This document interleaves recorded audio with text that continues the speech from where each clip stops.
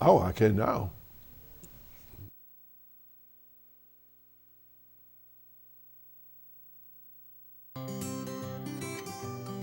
Westfield Memorial Hospital provides high-quality health care to residents of Western New York, offering patients the most sophisticated medical advancements while keeping the ease and familiarity of a community hospital. Support for Chautauqua Sunrise has been provided by WRFA 107.9 FM, Jamestown's public radio station, streaming online 24/7 at WRFALP.com. Low power to the people. Chautauqua Sunrise is made possible by a grant from Fredonia Place, a continuing care retirement community providing dignity in a modern luxury environment. Meter's Restaurant, a family tradition for over 50 years in downtown Ripley, is a proud supporter of Chautauqua Sunrise. Meter's provides all-day dining, banquet services, and custom catering, specializing in pie.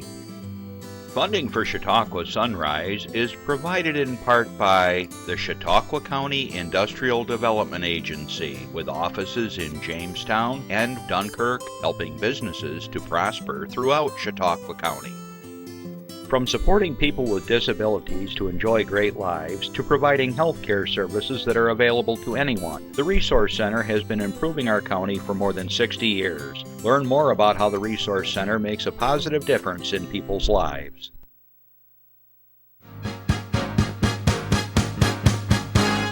From the Access Chautauqua Studios in Mayville, it's Chautauqua Sunrise. Chautauqua Sunrise is hosted by Doc Hamels and supported by the award-winning volunteers at Access Chautauqua.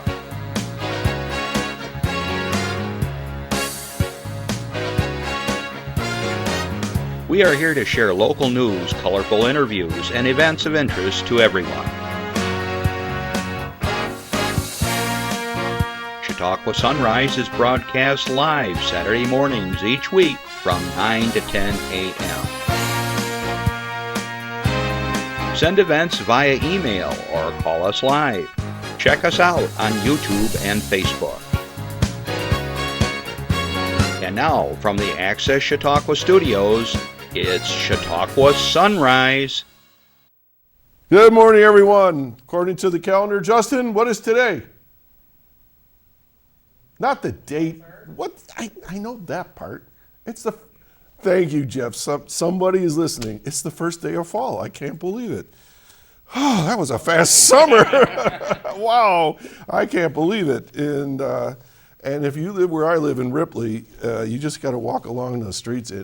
All you smell is Concord grapes. It's unbelievable. And all my friends that have been grape farmers over the years, I think today's the day. They usually target September 23rd. Don't ask me why I remember that. We used to sit around at Rotary and they would tell me that was their target date. And by gosh, it's the cold nights, and I think I saw a grape harvester, one of those things that look like from Star Wars or something, comes rolling down Route 20 there, and they're going to be picking grapes pretty quick.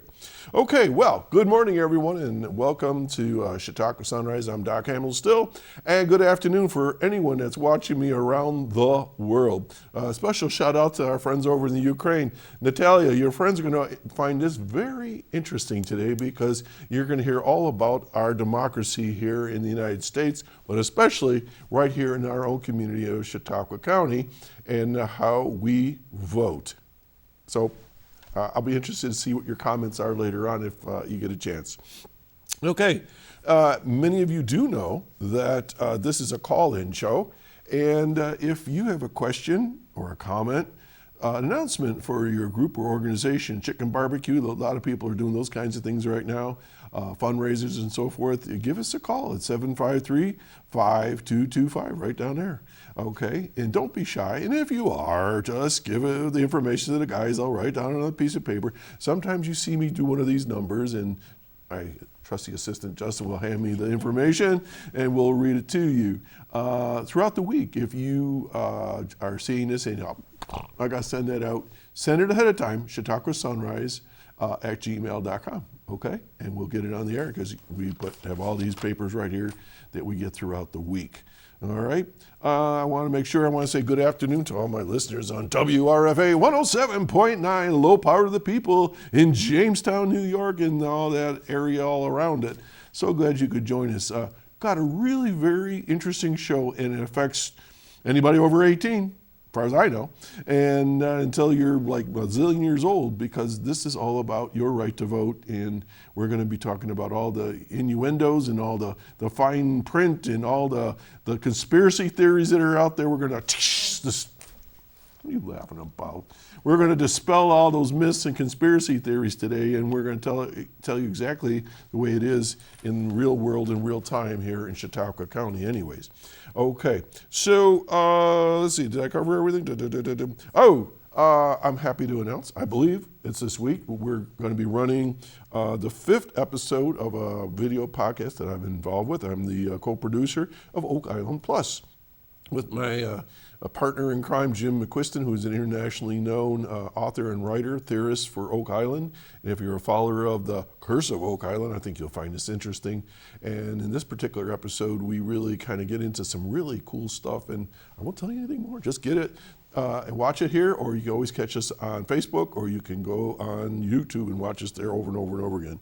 So that should be a lot of fun. I hope you enjoy that. All right, let's see what else I got here. Okay, I think that's it for the moment until I think of something else. So I want to get to my announcements, and I want to give enough time for my guests to come on. All right, so here we go. Jeff, I know you've got the poster for this, so why don't we get through it right now? I brought my very special Alzheimer's hat here. And I know that the Office for the Aging Services, they are sponsoring a big team to do this. And guess what? It's today, and it's going to be at 10 a.m. in Point Gratiot Park. So if you're watching me and you want to participate, shut off the TV, get in your car, and go to Point Gratiot in Dunkirk. It's not Gratiot, it's Gratiot. All right, and so they're doing a sign-in right now, and they're registering, and I participated in my band last year, and they're going to have some entertainment, I believe, this year as well. So if you haven't heard of the word Alzheimer's, you've been living under a rock or something, because this is such a widespread disease that's just tearing up families throughout our homes here in the United States, around the world, and they're trying to shed some light on it and also find a cure. I don't know anybody so far that doesn't either know somebody or have a relative that's dealing with dementia or Alzheimer's or Lewy body disorder, dementia, or any one of those that come under the umbrella of dementia. And in our own communities, I think we need to continue to remind ourselves that this is present and that we've got families that are struggling with it, but there is help. And there's an organization out of Buffalo that supports Alzheimer's research, and as well as providing services and suggestions to families. And Claire Cornwood was on here, a couple, 3 weeks ago.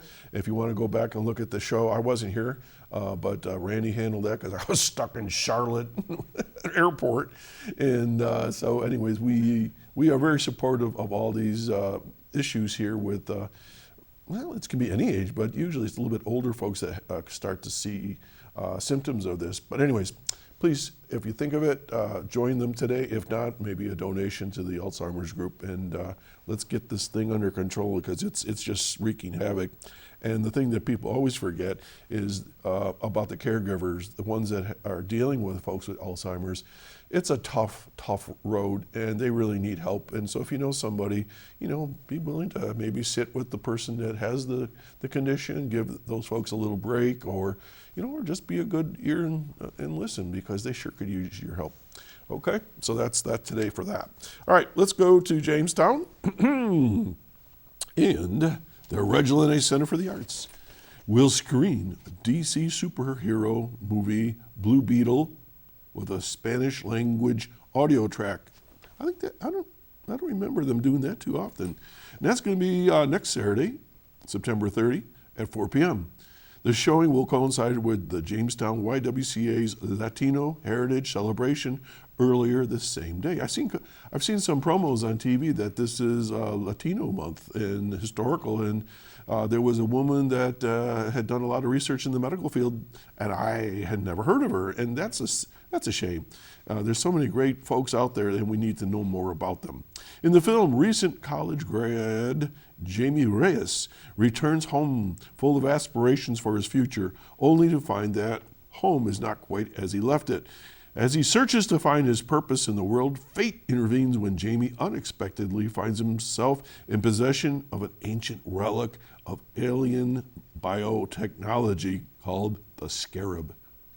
Are you ready? Are you all in on this, Justin? You've heard of it.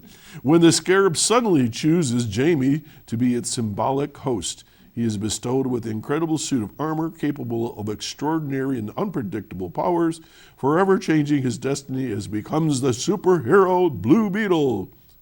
That sounds like fun. It's rated PG-13 and it's 127 minutes long. I could use a Scarab some days. All right, the showing is a special engagement sponsored by the YWCA's IDEA Coalition. And as you know, we've had Bishop Leecroft Clark here and others from the IDEA, and they will be here soon. I can't remember, I think in a week or two.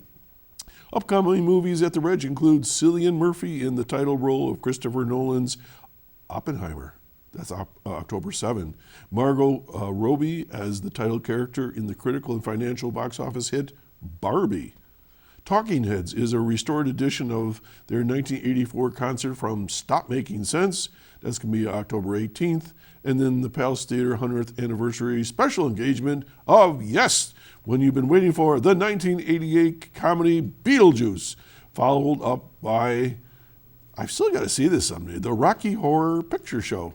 I don't know where I've been. I don't know where I've been. Everybody's seen it but me, I think. October 27th, getting ready for Halloween. Tickets are $7, and they usually add $1 for theater restoration. All right, let's go to Westfield. Coming up, mark your calendars. October 6th is the first Friday in Westfield, so that's not this coming weekend, but the following. But I like to remind people of this. It's been an extraordinary year for First Friday, and there's one more big event on tap for 2023. October 6th will be a Halloween-themed First Friday, featuring pumpkin painting for the kids, as well as all of the usual business, open street vendors, businesses are open, street vendors, and entertainment. Downtown Westfield comes alive for First Friday, held on the first Friday of each month, as you know, throughout the warm season, and it's from 5 to 8. They close off the street. I mean, they're serious about this. It's closed to vehicle traffic from, that'd be Portage or Route 394, and they take it all the way to right around Tops, I think it is. It's all closed off, and you can walk freely among the vendors and so forth. It's really kind of fun. It's been a huge hit, and they certainly hope that you can join them on October 6th for First Friday. And going along with that, remember that there are farmers markets. I don't know if they're still open, but I think one in Westfield is. There was one in Mayville. I don't know if they're still going. I say that because usually by the end of September or so, they kind of wrap things up. And then the one in Jamestown as well. So maybe somebody can give me information on that. But we've got some great farm-to-table folks out there that are providing fruits and vegetables and meats and poultry and all kinds of good stuff. All right. I just talked about the walk for Alzheimer's, and that's taking place today, so I don't need to read that one. All right, let's go to slide 16, Jeff. The Resource Center and the Reg Linné Theater, back to the Reg, Sprout Film Festival. Okay, they're going to be showing Steps Up for Autism Wednesday, September 27th. Then they're going to have a walk at 5:30, film at 7 p.m., featuring famous sweets auction and basket raffle. Admission is free. Now, if you want more information, you can contact the Resource Center at 485-4602. Being a former special ed teacher, we cannot talk enough about autism because, once again, we are still learning about it. Just like we were talking about Alzheimer's, well, autism is more prevalent in our world than one would think. And there's all levels of autism. And once again, if you know of a family that has somebody that has autism, it's a disability, there's ways of working with these folks for successful lives, but sometimes families need some help. So wouldn't hurt to learn more about autism. Okay, going on this weekend is the Bust-Eye Apple Festival today and tomorrow. It's sponsored by the Bust-Eye Historical Society. Where is it? It's over on Lawson Road in Jamestown. It's the 49th annual Bust-Eye Apple Festival set for today. This year is the 200th anniversary of the hamlet of Bust-Eye. The festival is a 2-day event. Years ago, I wrote for the Post-Journal and I got criticized because I referred to Ripley as the town. Well, it's a hamlet. That's if you're a town, you have to be incorporated and all this sort of thing. A lot of our villages and towns are not towns, they're hamlets. So it's the hamlet of Bust-Eye. The Bust-Eye Apple Festival will be held, rain or shine, at the Bust-Eye Historical Society grounds located at 3443 Lawson Road in Jamestown. All ages will enjoy old-time craft demonstrations and a working grist mill and an 1840s Miller House restoration project while taking in over 100 I'll say that again, 100 handmade craft vendors, food, fresh baked pies, apple cider, I can smell that right now, apples and horse-drawn carriage rides. I say this every week, there is so much to do in Chautauqua County. If you're bored and sitting on the couch, shame on you. All right, next one. This one I am personally involved with. Westfield Cemetery Tours, okay? That's going to be, there's the characters. I'll explain. What you're looking right now at are 7 different characters or personalities, people that did live in Westfield at one time, and they are being presented by various folks within the community. And, there's Austin Smith in the top right-hand corner as you're looking at it, and I'm portraying Austin Smith. I won't tell you anything about him right now because you got to come out and find out. So how does this work? This event is going to be held tonight. It was last night also. As in the past, you can reserve a seat on a horse-drawn wagon or join a tour guide on foot. Patterson Library, Lakeshore Center for the Arts, Chautauqua County Historical Society, and Westfield Cemetery Association present this cemetery tour. It's a walk through history. They invite you to join them today because local actors bring residents of the Westfield area back to life.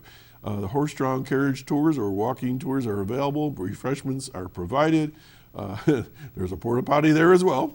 Horse-drawn carriage tours are $20 per person, and that's tonight at 5, 6, and 7, and 8 o'clock.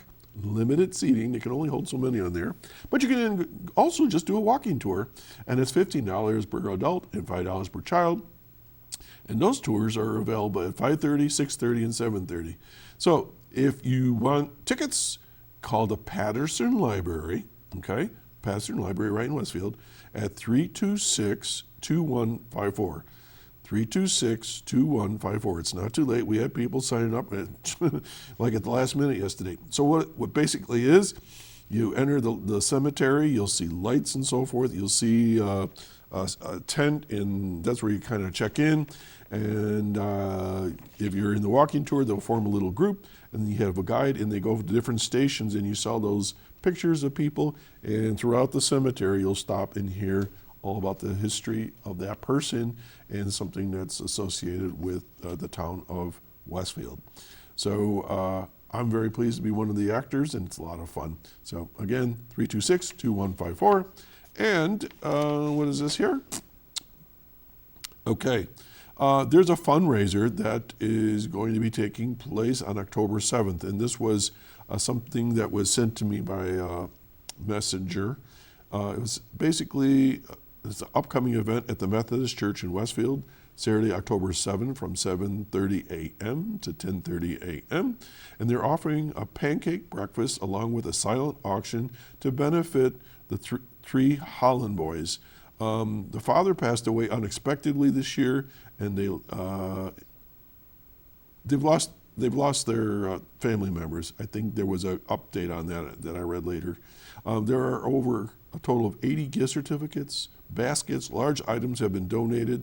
Tickets are only $5 for a sheet of 25 for the silent auction. The pancake breakfast is sausage, gravy, biscuits, pancakes, sausage, coffee, and juice. The cost is simply a cash donation amount of your choice, so let your conscience be your guide. So again, there's a fundraiser for the Holland family on October 7th at the Methodist Church in Westfield, 7:30 a.m. to 10:30 a.m. That's it for the moment on announcements. We're going to take a little breather. This is for you, and we'll be right back. Slow down. Slow down and move over. And move over. When you see lights, vests, or reflectors, please give us some room. Slow down and move over. when you need us. We've got your back. Do you have ours? you got our back? You got ours? You got our back? Please, slow down. And move over. You know, I watch the news like everybody else, and for whatever reason, and part of our civilization here in the United States or whatever, we seem to lessen our respect for people on the highways, our elected officials, things that we've always just kind of held in high esteem. They're getting torn apart.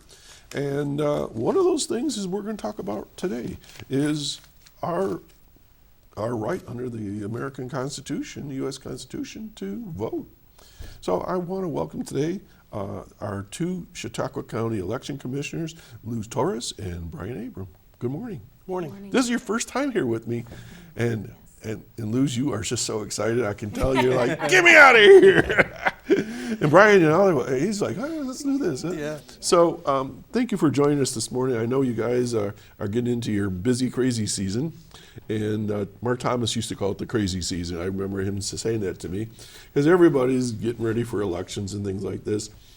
But your job goes on forever and ever, so we'll get to that in a minute. But I'd like to just learn a little bit about you because people don't realize that you're just like everyday people.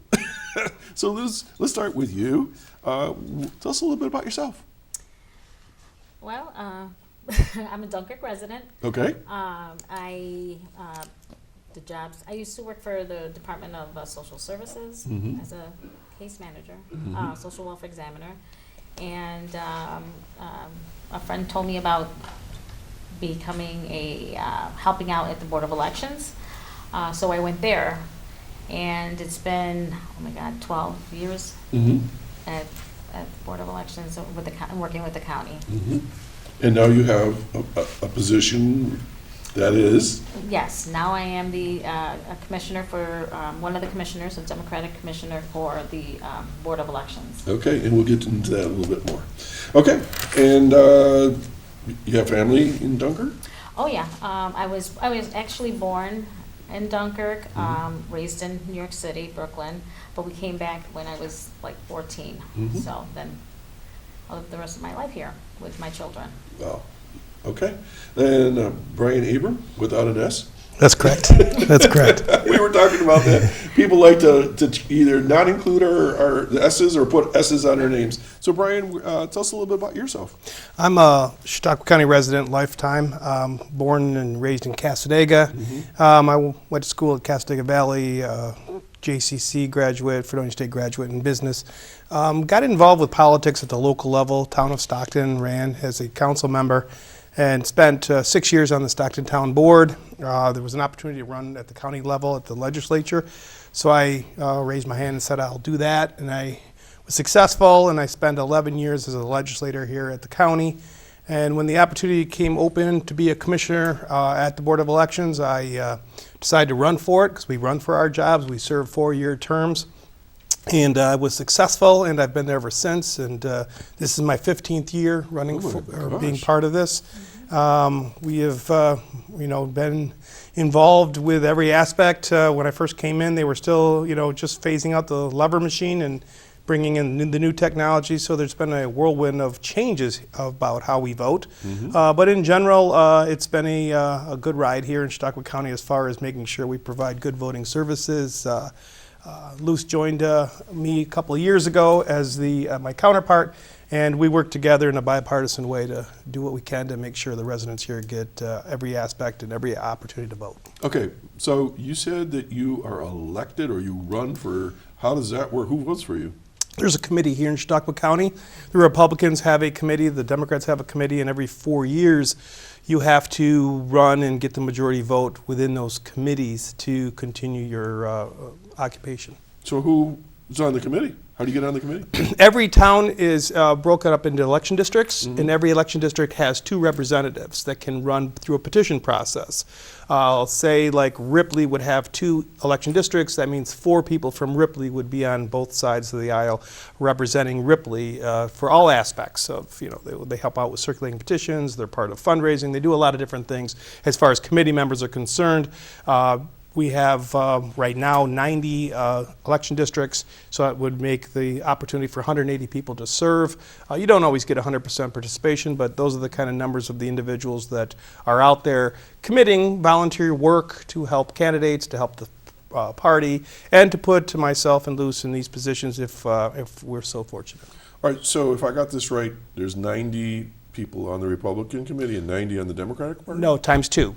Each 360 people? Yes, between the 2. Holy cow. Yeah. It used to be larger. When I first came to office, it was 124 districts. Then we got it down to 99, and now we're in the 90 range. So the number has shrank because we've obviously had a couple of census situations where the numbers are different, Right. and so while the numbers are still very high, but you don't fill every position, but you try to get as many people as possible to get involved at the local level, the grassroots level, to make sure that petition circulating or anything of that nature that needs to be handled by a committee to help candidates get to where they want to be, that's part of the process. Okay, so let me just roll back the tape. So you folks are elected by a pretty large group of people that are representing us. Correct. I did not know that. Yeah. That's the best part of what I do here every year, every week, every year. We learn something new, and I thought I knew all this stuff. Okay, so then if someone's interested in being part of a committee, how do they get on there? They would reach out to the chairman of the party. Okay. There is a group of officers, the chairman, vice chair, and so on down the line, of each of the 2 major parties, and the minor parties, the working families and the conservatives, also have the same sort of structure. You would reach out to them and say, this is where I live. Is there any opportunity for me to circulate a petition? It's an every year, it's a 2-year cycle for an individual, and they circulate a petition, and they get their name put in, and if there's no one else challenging them for that spot, they automatically go on to the committee. Okay. Whew. All right, so you work for the county? We work as county employees, that's correct. Okay, all right. So you're not independent. And so who's your boss? The governor. Okay. Yeah. So you come under the state then? Yes. All right, though you're county employees? Correct. Okay. Again, I guess I never knew that. Yeah. I would have thought you were under the county executive, but you are almost kind of freewheeling in your own right. That is correct. And that's cool. That's very cool because Yes. you're kind of pure in the sense that you can't, well, I suppose it could happen, but technically all you commissioners are independent of your county structure. Okay. So, let's see. First question I have in my mind is, what elections are you overseeing? Everything? Everything. Like what? Schools, primary elections, villages, water districts if Findlay Lake needs one. Water district? Yeah, there's one coming up. Well, I know what water districts are, but I didn't know you had a water district election. When you we're going to find out more about that. When you want to put in a sewage system around Findlay Lake, you call the Board of Elections and say, do you want to provide voting services for our people? And we say yes. So we do schools. We do capital projects for all the schools. We do villages. We do all primaries and, of course, all the general elections. How about libraries? Yes. Dunkirk. Ripley? Ripley. You must have to do it. Whenever they change the amount of money that they want to incorporate, yes. A lot of times those are tied to schools, and they will then combine the 2 together. But yeah, there'll be a part of that. We will provide the ballot information for the individuals. it's no secret that some of my crew here are involved with the Board of Elections, and so I do hear bits and pieces, and I watch. We have to scrape Chris off the floor some days because he's exhausted, because he tells me about all the changes and the things that they got to do. And I know this is going to be difficult. I think it's going to be difficult, but everybody thinks of the election time is just like November and then it's over with. You guys are running like year round. So what do you do all the rest of the year? We always get asked the question of what do you do So, all what do year? you do? Sit around and drink, eat bonbons? No, and watch, commercials? there's 80,000 registered voters. Okay, And they're wow. moving and changing their names, and they're always modifying their information. So the information flow year-round is coming through the DMV or wherever anybody else shares their information. So we update your records to make sure you're in the right spot. That is a major part of what we do. There's also, unfortunately, the part of purging individuals who've passed away. We make sure our records 100% every day. So we look at the obituaries and we do whatever humanly possible to make sure our records are 100% up to date. We run elections starting in springtime. There's village elections in Westfield. Then in April, May, we start gearing up for the schools because the second Tuesday in May is a school Right. election. 18 school districts, all are provided services by the Board of Elections. In June, there is the state primary, and we will then run a primary in June, the last Tuesday in June. The one that used to be in September has now been pushed back to June. Yes, I heard all about that last year. So then we, after June, we will have that gap between the two, and then we will do another election in November. But in the meantime, you remember that the individuals who want to be on the ballot are submitting petitions, and individuals who want to be on the ballot will be part of a caucus process to get their name on the ballot. There's the continuation going on of everybody who wants to be part of the process. It's a year-long event to make sure that they're meeting their deadlines and they're filing their paperwork, and they're getting the individuals onto the ballot that are necessary for that year's election. So there's a continuous process, if you will, of voting, and the process behind the scenes, if you will, are nonstop. Who regulates what you do, Luz? The state or the Yes, federal from the government? state. And the federal government oversees the state, or is the state independent? State is independent. Oh, okay.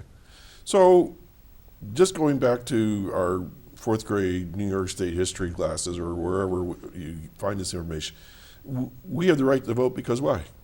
It's on the Constitution. Correct. Okay. And anyone that's over 18 is eligible to vote, Correct. but they have to register. Correct. A lot of people forget that part, right? So how do they register? They can either go on to our website at votechautauqua.com.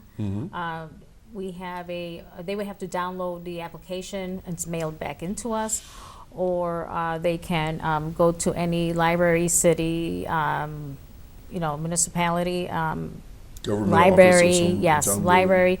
We usually have, we always have applications there when we run out. They can register that way. Okay. Or they can register through the DMV when they go to either update their license or if they've moved or whatever, do that change. That change comes to us and we also Okay. register and change their address So through that. when you register, what do you have to do? Because I'm leading the witness right now because you'll see where I'm going with this. So what is it? Obviously, you have to fill out your name and address. Anything else? Yes, you would need to either provide your last four of your social security number or your driver's license. Okay.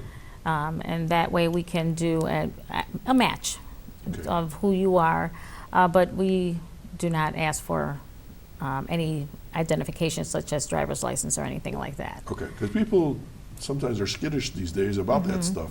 But also, that's you just said. Now you have some way to identify somebody if you need to cross-check.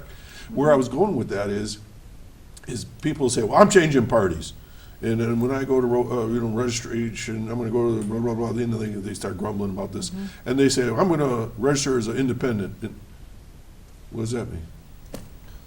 That means that they're in no party at all.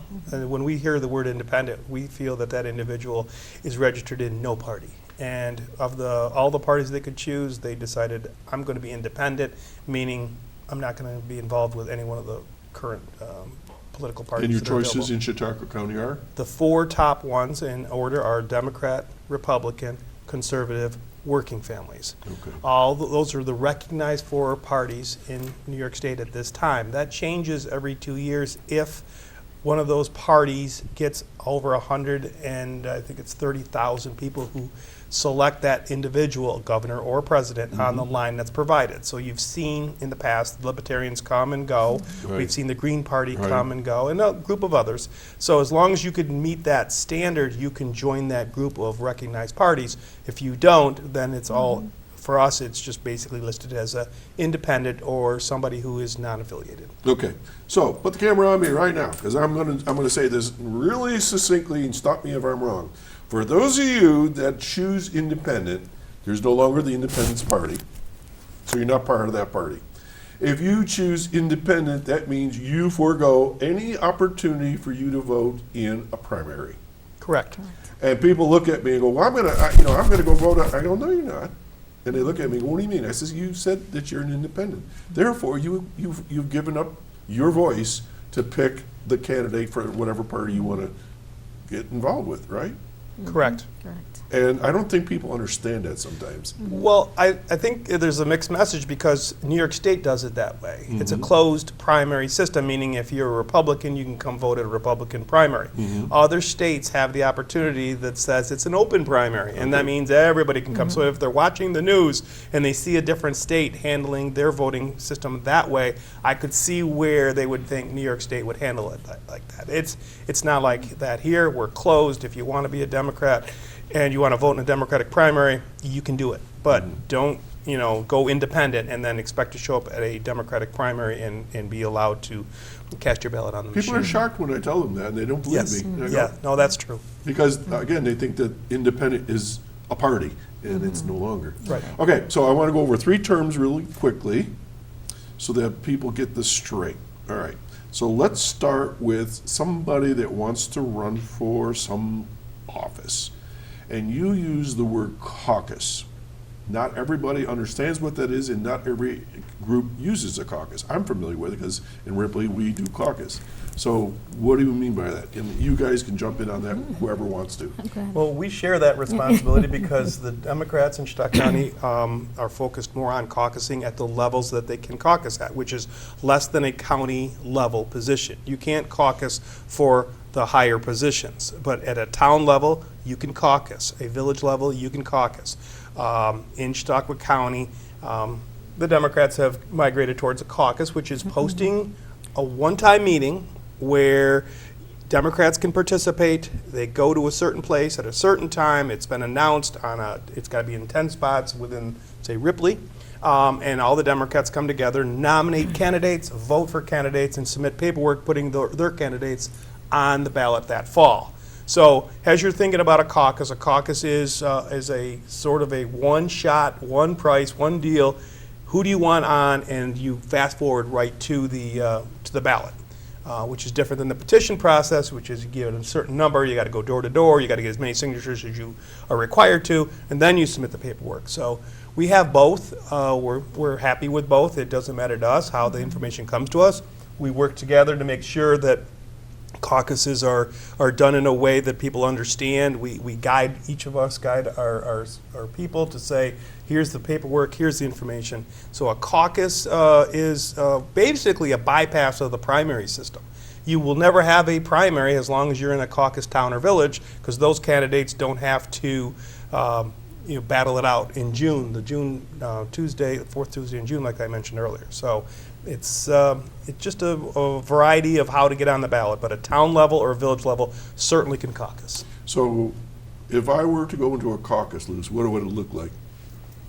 Well, you'll appoint a chair of the caucus. That particular party of people. That party, and yes. And they can't be mixed. I mean, it has to be Right. one party or the other. Right. So if we're having a Democratic caucus, the Democrats will appoint the chair of that town, or you have to belong to that town. And then they appoint a chair and a secretary, and then they run the meeting. So I'm assuming that you have to show identification that you're a resident No. of that town. Oh, well, In other words, you can't come in from Westfield to be a Democrat or a Republican to go into somebody that's else's correct. caucus. That's correct. All right, so Yes. it's their caucus. Yes, yes. Okay. Yes, So they have to be of there's that checks and town. balances where Yes, I'm going there with is. all Yes, yes, yes. Yeah, it doesn't happen too often, but yes, you do. We provide sheets of yes. individuals. They'll ask us right before the meeting who's a registered individual, alpha, and Right. so when they come in the door, they can cross-reference to verify that that individual is truly a Democrat from the town of Ripley. Okay, so in the caucus, then what happens? They've got somebody that run the meeting and they sign Yes, in. and they nominate people and From the floor? from the, I nominate so-and-so, and then. Right. And then, obviously, somebody has to second it. Second, It's Robert's then, rules, yes. that Yep, type of yep. thing. I'm doing this because a lot of people don't even know what a caucus is, and I want to explain to them, it's like, any kind of a meeting where you elect somebody from the Right. floor. And then what if somebody else wants to run for that same position within the caucus? Well, someone else would have to nominate them, and then. So then you have two people that want to run, then what happens? Right. Go ahead, right. Then there's an election Yes, between the yes, two. Oh, so there's a vote. Yeah. Yes, and Yeah. we prepared with little cards, usually 3x5 little cards, and everybody gets one who is a eligible voter, whoever's been checked off at the door when they came in. They will write usually the full name or just the last name of the 2 or 3 individuals that are vying for that spot. Somebody is identified as a clerk to go out and make sure that they gather them up. We make sure that every individual who is running gets at least one person to go watch the process. The process does not go away as in you can't see it, but it's taken to a more private area, and you will run a little mini election right there with these cards to determine which one of those individuals gets the highest number. This is almost like, I'm thinking like, the 1800s where you had good old town meetings and everybody had their opportunity to put their vote and Yeah. and you're our candidate. It's the you same know? method. It's Yes. just now 2023. But Yeah. yes, it's the purest form, if you will, of people coming together, deciding who they want on the ballot in a very, very simple way, if you And will. person to person. Yes. You get Yes. to talk to the person, shake their hand. Yes. Size them up a little bit. Yes. Because how many times you see people on a ballot, you have no idea who they are. That's correct. Correct. And we'll get to the petition here in a second, because I do want to go through that a little bit. But so at least with the caucus, it's person to person, it's at the lowest level of the process, right? Where people with people. Yes. Okay. Again, I don't think everybody understands that process. And it took me a while to understand it. So, all right. So, take caucus. And so, if you have a caucus, you have your candidate. They submit the winner of that caucus to you for what? Town supervisor, town council, town clerk, all those kinds of Village Right. level. Yeah. Yeah. The village migrate towards that process. So yeah, there's 27 towns, 13 villages, and a wide variety of them, or a majority of them, do caucus. things. Okay. So then we see people, hi, I'm so-and-so, and I'm running for blah, blah, blah, and could you sign my petition? Okay, so what is a petition and who gets to sign it and all that good stuff? Well, a petition is a name of an individual, a title that is up that year, their address, and you need to get a certain amount, which is 5% of the total population of voters, registered voters within that party, in the district that you're representing, and we'll reference Ripley again. 5% of, say, there's 500 Republicans, that means a minimum of 25 signatures. You can go out with a form that is, basically an affirmation from all these individuals stating that the individual at the top is the person we'd like to support, and you go door to door, like you said, and you get a minimum of 25. We always recommend getting quite a bit more because everybody's like, oh, I'll sign, but you only want to go, you get your lists that tell you who are the Republicans, who is registered, so you can target, and you go and you get at least 40 signatures. And in the time frame that's provided by the state, like a little 3-day window, you submit that information to the Board of Elections, and we review it to make sure it's accurate, and then your name will go from that point to the ballot, either the primary ballot if there's more than one individual going for one spot, or directly to November if there is nobody else who challenges you on that spot. So if there's only one town supervisor in Ripley from the Republican side who submits a petition, he fast forwards to November. So if there was a second person, we would have them run off, if you will, and in June, we would provide a voting down at the school for Ripley residents that are Republicans, and they get to decide who they want to send forward. Okay, so just to clarify, because we have a phone call, we'll get to it in just a second. So if Luz brings a petition for herself and she's a Democrat and I'm a Republican and we're really good friends. Can I sign her petition? No. Oh, I can sign it, but it wouldn't do any good. That's correct. Right. Because you're going to check it out in Yes. the Board of Elections. Right. Well, Right. we look at the body and what's on the face of it, and in general, she wouldn't even ask you to or allow you to Right. because she knows that that's an invalid Right. signature. So why It waste wouldn't the- count. Yes, Yes. yes. it So wouldn't she count. has a list of all the individuals that can All right, so- legally sign, so she's Yes. going to stay very close to those people. Okay, let's take a phone call. Good morning. Good morning, Doc. This is Linda Spalding. Hi, Lynn. Good morning, Luz, Oh, and good good morning, Brian. Good morning. I know Luz from a long time ago. She told me Yes. that. Thank you for all this information. Could I add something because I ran for public office? Well, there's one centuries question. ago. What's your second question? That's an old joke. I don't. Sure, go ahead. What'd you run for? To get the backing of the other party, Uh-huh. you can name your own independent party, like mine was the Voters' Voice, and then you get the signatures from the other party, and it's just to get the backing of both parties. I don't know about that one. She's correct. If you want an additional line or you want to basically create your own party, like she had mentioned, you can circulate it what is called an independent petition, where you make up your own name.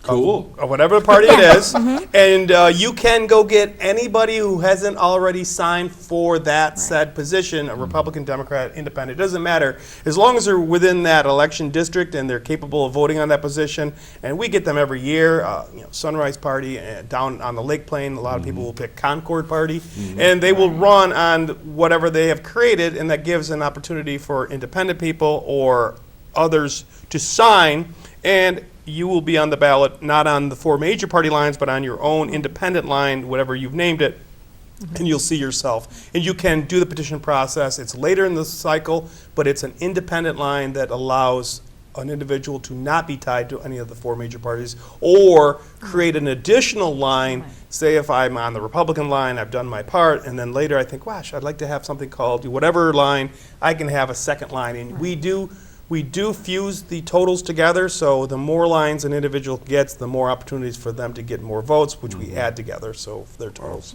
So, Linda, how did you form your party? Well, all I did is, name the party, Right. and then I just went around and got petitions. That's it? You just and, named yourself? signatures on a petition. How many do you have signatures do you have to get? Is it 250 or how many? It depends on the area you're representing. If it's always 5%, so if it's 5% of the people on the independent line, it's based on the last gubernatorial election, how many people turned out to vote times 5%. And that's how many, we would give everybody that total question of what's your minimum you need, and then we always say get 20% more. So there's a formula in place that the Board of Elections required to provide as of like February 14th of each year, and then the numbers are available on our website, or available to all individuals to say, if I'm going for the major line, these are the numbers I need. If I'm going for an independent line, this is the number I need. Wow. Okay. Yeah, well, I did, and I got signatures from the opposing party.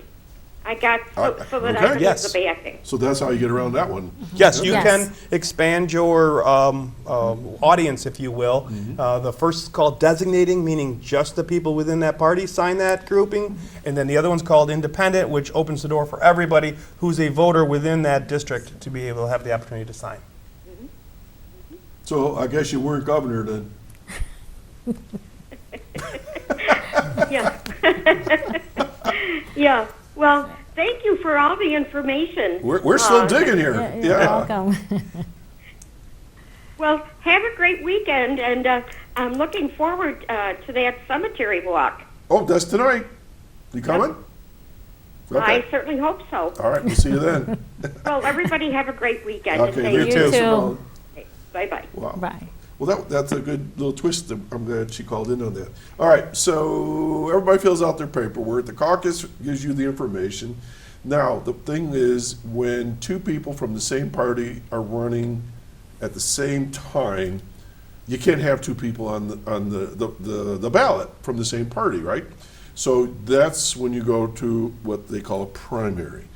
Trust me when I say this, I explain this every year to people, and I don't know if I'm getting clear enough or not, but you're reducing it from a field of whatever down to one person. Am I right? That's correct. And so the primaries are held when? Last Tuesday in June. All right. So let's talk about the primary vote itself. Who gets to vote in the primary? Just the party members of the party that's holding it. Democrats, you go to your Democratic one, you walk in the door, you are allowed to vote. If you're not of the Democratic Party, we all identify you and say this is not your primary, this is not your opportunity. If they insist, we'll let them vote affidavit and review their records after the fact.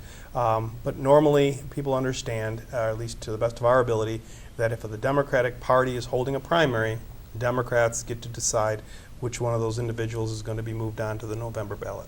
And this is why it's so important when you do register, if you want to be part of the process, mark one of those boxes or whatever it is you're supposed to do on the form so you can participate as a Right. U.S. American citizen in this voting process. In New York State, it's extremely important, and in a presidential year, it really becomes focal because people want to be part of the process earlier, which is, of course, April next year. We will be having a presidential primary, and if you're a member of one of the two major parties, you will have the opportunity to come out and vote.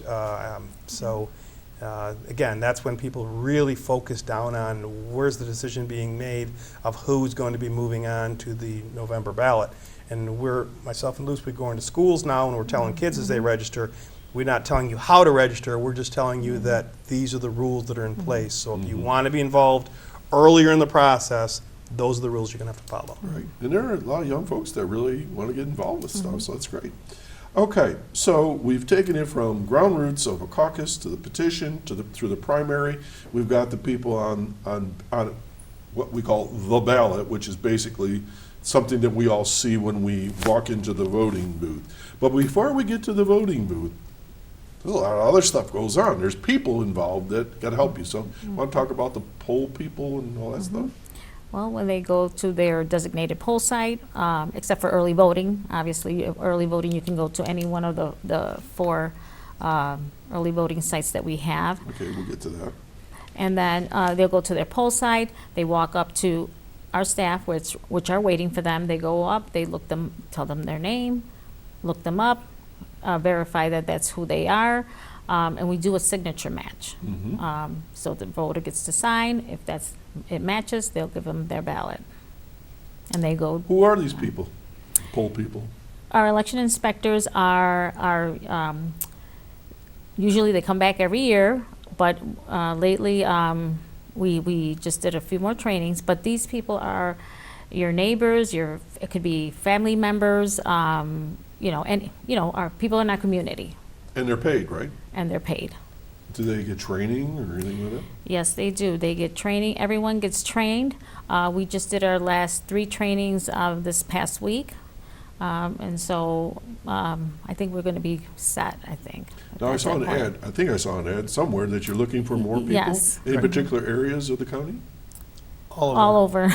All over. Yeah. Can you be assigned to over. other places than your community? Yes. Oh, all right. So if you want to work what's it pay? Does it pay anything? It's $14.20 per hour that you actually participate, and we pay $25 to go to training. So when we combine it all together after the election and make sure that we get you paid, we usually like to train around 400 people. Holy cow. In a presidential year, it's probably more like 500 Yeah. that get deployed on election day. It's a big task and it's a lot of individuals. But like everything else, it's hard to find people to work. I mean, you see it throughout. It's not just the boards of elections. Across New York State, it's everywhere. So to find individuals that are willing to be part of democracy, it's become a challenge. Chautauqua County's been fortunate for a lot of the years that I've been there with not only enough, but an excessive amount. And right after COVID, the comeback wasn't ever the same, and we've slid backward since that point, and it's going to be more and more difficult down the road. So finding people. Luz, what are the requirements to be a poll member? Is that what you call a pollster? Well, What do you call it? Poll worker, Poll worker. election inspector, yes. Okay. You just need to be a part of, live in Chautauqua County, and we'll put you to work Certain age? somewhere. 18 or 18, older. We do, every once in a while when we have them, we put students that'll, their door greeter or go Mm-hmm. to this line, direct them. And these people start like 5 o'clock in the morning and they Oh, go till yes. like 10 o'clock at night. That's correct. And that's a lot of work for one day. I know I look at them and I go, holy cow, and I always thank them. Yes. For Yeah, keeping oh, the yeah. process going. Yes. Oh, yeah. And you got to be a member of one of the two major parties. Okay. Because Oh, everything yes. we So do. independents can't yes. work? Right, That's right. I right. forget, So, yes. There's another so point. right there, Right. well, it's set up that way because a lot of this is the question we always get, Doc, Mm-hmm. is why is it set up that way? Well, it's set up that way because the Democratic Party and the Republican Party, the two top vote getters in the gubernatorial election, run the local boards of elections. And the idea is to balance and to have Mm-hmm. equity and to have a bipartisan approach to the process to make sure that it's done in a way that you can truly understand that we're watching over each other. We're keeping an eye on each other in a positive way. It's not like, we're enemies or anything of that nature. We're trying to provide voting services, but if you have equal representation in every aspect of the voting process, which is, part of the education, if you will, whatever we do stuff, we do it bipartisan to staff. When you see those two individuals at the table, when you come in to vote, one's a Democrat, one's a Republican.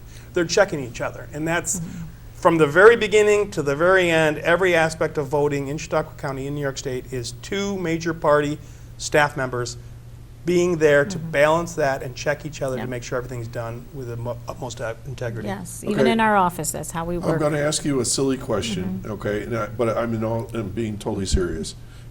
Can you rig an election here in Chautauqua County? Yeah, absolutely not. No. Why? Well, I'll take you all the way back before we go forward. First of all, as I mentioned, you have two people watching each other with two separate interests. Okay. Okay, that's number one. Number two, the process starts with two individuals signing off on every aspect of every part of that job. Okay. Which means when you go to register, you may hand that form to the Democrat in the office, but guess who double checks to make sure every bit of that information is correct? The Republican. So we got double checking from the minute we register you to the minute we provide the ballot and any aspect of the ballot. When they print the ballot here in Chautauqua County, a Republican and a Democrat are in the room, in a room that is sealed with only access from Board of Election staff. We go to every length possible to make sure that whatever we are doing is two people signing off. And if you go to that machine and you look at it, it has no Wi-Fi capabilities. It is tested before it Well, leaves. that's not true. I read it on Facebook that it is. That would be incorrect. It has no Wi-Fi capabilities. It is tested before it is left the building by a Republican and a Democrat. A percentage of them, when they get back, are randomly tested by a Democrat and a Republican. At the poll site, the individuals that we hire are equal amounts of individuals. The 3 or 4 are Republican and Democrat. Every aspect of that process, if you're sealing the machines with numbers of spots, as far as where the ports are, it's verified by a Republican and Democrat. So it is the process as you follow it becomes one of double checking. Is it efficient? No. Is it effective? Yes. Okay. That's what I keep preaching to meticulous. people. It's Yes. meticulously hurdle after hurdle after hurdle to make sure that all of the process is 100% monitored, if So you if will. you suffer from OCD, you should work for you guys. Exactly. When we go to the post office, we Yes. send two staff. Yes. When we go to the other building to be inside any one of our machine rooms or to go into our print shop, it's two staff. I remember one day when I was in your office filing some paperwork, one of you could not do anything until one of the others came over And stood to there. watch me sign my form or whatever That's it correct. was. Yes. So I've seen it firsthand. Yes. Folks, we have less than a minute left. This is so interesting. Luz, I'm going to give you first shot. Anything you want to tell people? Anything. Looking for pollsters, or you want to talk about the voting? Anything. Nope, just to, just to go, early voting starts October 28th to November 5th. We have the Chautauqua Mall, the Fairgrounds, Jackson Center, and the Board of Elections. You can go, there's 9 days of early voting. the times vary. Visit votechautauqua.com so you can look at the hours and where you can go vote. And you can vote at any of our early voting locations. So if you're shopping at Walmart, but you live in Ripley, you can go down and vote early. Okay, and Brian, you got last word. VoteChautauqua.com is our website, and it's full of information about everything. Sample ballots. Oh, yes. It has anything to do with the election process. If you need to vote absentee, you need to register to vote, you need to look up where you do vote. Everything's available on VoteChautauqua.com. Okay, folks, Yes. I wish you a successful, uninterrupted election again this year, and thanks for all that you do, because I know there's so much garbage out there on the internet and Facebook about what's going on right now in voting, and Yeah. you're securing our right to vote, and it's a privilege to have you here today. Thank you. Thank you. Thank you. Okay, folks, I hope you enjoyed this. I learned a lot as always, and we're going to do this all again next Saturday morning right here on Access Chautauqua, channel 1301 on Spectrum. You can watch this again on YouTube. Please share this if you have family members that want to know more about the voting and election process here in Chautauqua County. Thanks again. Bye now. All right. I See how can't fast say- that goes by?